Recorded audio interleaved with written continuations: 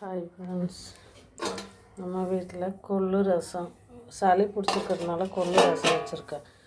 கொஞ்சம் ஒரு கைப்பிடி கொள்ளு வேக போட்டு அதுக்கப்புறம் சீரகம், குருமிளகு, வரமிளகா, பூண்டு, 2 வரமல்லி, கொத்தமல்லி தழை, கருவேப்பிலை எல்லாத்தையும் போட்டு நல்லா மிக்சியில் அரைச்சிட்டு கொள்ளு நல்லா வேக வச்சு எடுத்துகிட்டு கொஞ்சம் லைட்டாக ஒரு துண்டு புளி, ஒரு 4-5 தக்காளி புளிஞ்சு வச்சு இந்த வேக வச்ச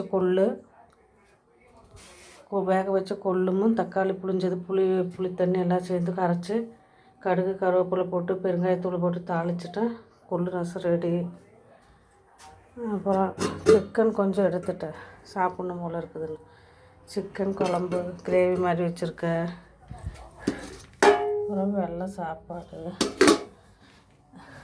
கொள்ளு ரசம் சாப்பிட்டேன்னா சளி என்ன தான் மாத்திரை சாப்பிட்டாலும் கொள்ளு ரசம் சாப்பிட்டுச்சுன்னா 3 நாள் இருக்கிற சளி ஒரே நாளில் கரைஞ்சி போயிடும் ஃப்ரெண்ட்ஸ்.